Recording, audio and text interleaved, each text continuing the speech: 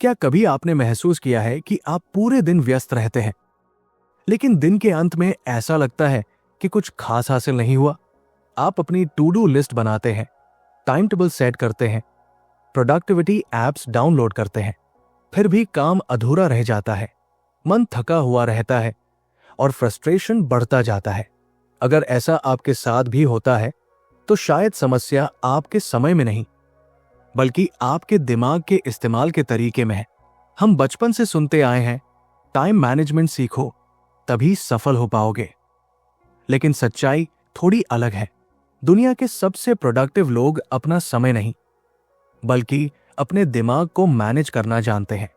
यही बात हमें डेविड कड़वी की किताब mind management not time management सिखाती है कि असली गेम टाइम का नहीं, माइंड का है। जब आप अपने माइंड को समझना और सही दिशा देना सीख जाते हैं तो वही 24 घंटे आपके लिए चमत्कार करने लगते हैं। इस सोच को समझाने के लिए एक साधारण लेकिन गहरी कहानी है। एक व्यक्ति अपने गुरु के पास गया और बोला, मैं अपने लक्ष्यों पर काम नहीं कर पाता, मेरा पूरा दिन बेकार चीजों में निकल जाता है। गुरु ने उसे एक संत के पास भेज दिया। वो कुछ दिन संत के साथ रहा और उसने देखा कि संत कोई खास काम नहीं करते, लेकिन एक अजीब आदत थी।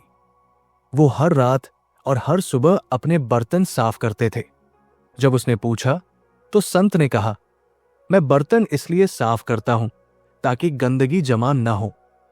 ठीक वैसे ही तुम्हारे दिमाग में बेकार विचारों की गंदगी भर गई है, इसलिए तुम्हारे पास सही काम के लिए जगह ही नहीं बची। यही इस पूरी किताब का सार है। अगर आप अपने माइंड को साफ और फोकस नहीं रखते तो कोई भी टाइम मैनेजमेंट टेक्निक आपको बचा नहीं सकती।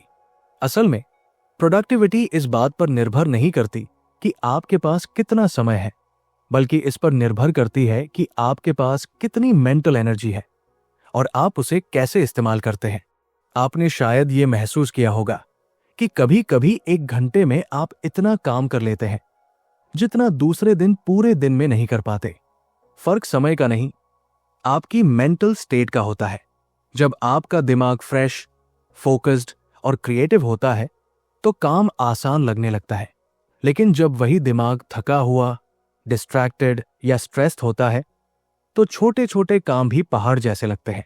यही वजह है कि हमें अपने दिमाग के काम करने के तरीके को समझना जरूरी है। हमारा दिमाग एक मशीन नहीं है जो हर समय एक जैसा काम करे। इसमें अलग अलग हिस्से हैं जो अलग अलग काम करते हैं, जैसे प्रीफ्रंटल कॉर्टेक्स जो प्लानिंग, डिसीजन मेकिंग और फोकस के लिए जिम्मेदार होता है। लेकिन ये हिस्सा बहुत जल्दी थक जाता है। जब ये थक जाता है तो हम इंपल्सिव डिसीजंस लेने लगते हैं, डिस्ट्रैक्शन में फंस जाते हैं और काम टालने लगते हैं। वहीं दूसरी तरफ अम्यगदला होता है जो डर और सुरक्षा से जुड़ा होता है। ये हमें रिस्क लेने से रोकता है और हमें सेफ जोन में बनाए रखना चाहता है। कई बार यही हिस्सा हमारी क्रिएटिविटी और ग्रोथ को रोक देता है। इसका मतलब यह है कि अगर आप अपने माइंड को समझ लें तो आप अपने बिहेवियर को बदल सकते हैं। आप ये पहचान सकते हैं कि कब आपका दिमाग क्रिएटिव काम के लिए तैयार है और कब सिंपल टास्क्स के लिए। यही माइंड मैनेजमेंट का असली खेल है, अपने मेंटल स्टेट के हिसाब से काम चुनना। अब सवाल आता है कि इसे प्रैक्टिकली कैसे लागू करें। इसके लिए सबसे पहले आपको खुद से 3 जरूरी सवाल पूछने होंगे। मैं अभी किस तरह का काम करने के लिए तैयार हूं? मेरी करंट मेंटल स्टेट क्या है और क्या मैं अपनी मेंटल स्टेट को बदल सकता हूं? ये सवाल साधारण लगते हैं, लेकिन अगर आप इन्हें ऑनेस्टली पूछना शुरू कर दें तो आपकी प्रोडक्टिविटी पूरी तरह बदल सकती है। उदाहरण के लिए, अगर आपका दिमाग हैवी और थका हुआ है तो आप क्रिएटिव काम करने की कोशिश करेंगे तो फ्रस्ट्रेशन बढ़ेगा। लेकिन अगर आप उसी समय सिंपल टास्क्स जैसे ईमेल्स, स्केड्यूलिंग या ऑर्गेनाइजिंग का कर ले तो काम भी हो जाएगा और स्ट्रेस भी कम रहेगा। वही जब आपका दिमाग फ्रेश हो तो उसी समय डीप वर्क या क्रिएटिव टास्क्स करने चाहिए। इसके अलावा मेडिटेशन एक बहुत पावरफुल टूल है। ये सिर्फ रिलैक्सेशन के लिए नहीं, बल्कि अवेयरनेस के लिए है। जब आप रोज कुछ मिनट ध्यान करते हैं तो आप अपने थॉट्स को ऑब्जर्व करना सीखते हैं।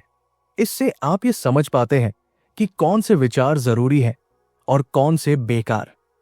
धीरे धीरे आपका माइंड क्लटर फ्री होने लगता है और फोकस बढ़ता है। एक और पावरफुल टेक्निक है 10 मिनट रूल। अक्सर हम किसी काम को शुरू करने से डरते हैं क्योंकि वो बड़ा और मुश्किल लगता है। लेकिन अगर आप खुद से कहें कि मैं सिर्फ 10 मिनट के लिए ये काम करूंगा, तो आपका दिमाग रेजिस्टेंस कम करता है और जैसे ही आप शुरू करते हैं, मोमेंटम बन जाता है और काम आगे बढ़ने लगता है। इस पूरी प्रक्रिया में एक और महत्वपूर्ण बात है, रेस्ट। हम अक्सर सोचते हैं कि ज्यादा काम करना ही प्रोडक्टिविटी है, लेकिन असल में रेस्ट ही प्रोडक्टिविटी को सस्टेन करता है।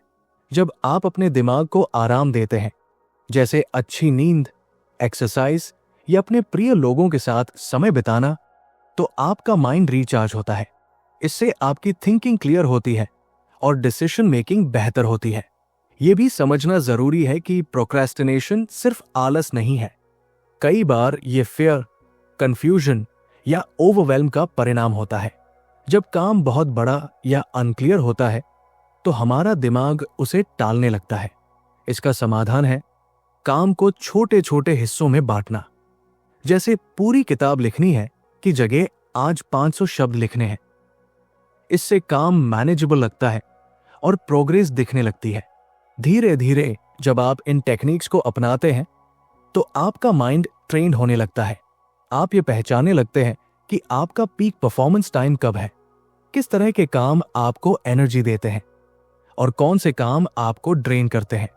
यही अवेयरनेस आपको एवरेज से एक्स्ट्राऑर्डिनरी बनाती है। लेकिन इस रास्ते में चैलेंजेस भी आते हैं। हमारी पर्सनल लाइफ, रिलेशनशिप्स, इमोशंस और पास्ट एक्सपीरियंसेस हमारे माइंड को प्रभावित करते हैं। कभी कभी स्ट्रेस, एंजाइटी या फियर हमारे सारे प्लान्स को बिगाड़ देते हैं। इसलिए माइंड मैनेजमेंट सिर्फ प्रोडक्टिविटी का टूल नहीं, बल्कि एक लाइफस्टाइल है। इसमें सेल्फ अवेयरनेस, पेशेंस और कंसिस्टेंसी की जरूरत होती है। आखिर में इस पूरी किताब का सार यही है कि अगर आप अपने माइंड को मैनेज करना सीख जाएं, तो टाइम अपने आप मैनेज हो जाएगा। आपको हर चीज के लिए परफेक्ट शेड्यूल की जरूरत नहीं होगी, बल्कि आप अपने इंटरनल रिदम के साथ काम करना सीख जाएंगे। और जब ऐसा होता है, तो काम बोझ नहीं लगता, बल्कि फ्लो में बदल जाता है। तो अगर आप सच में अपनी जिंदगी में बदलाव लाना चाहते हैं, तो टाइम को कंट्रोल करने की कोशिश छोड़ दें और अपने माइंड को समझना शुरू करें। क्योंकि असली शक्ति आपके घंटों में नहीं, आपके विचारों में छुपी है। जब आपका माइंड साफ, फोकस्ड और अलाइन होता है, तो वही साधारण दिन असाधारण बन जाता है। एंड यही असली प्रोडक्टिविटी है। अगर आपको यह वीडियो पसंद आया हो तो इसे लाइक करें, अपने दोस्तों के साथ शेयर करें और चैनल को सब्सक्राइब करना न भूलें। क्योंकि रीडर्स ब्रांच पर हम हर हफ्ते आपके लिए नई किताबों से नए सबक लेकर आते हैं।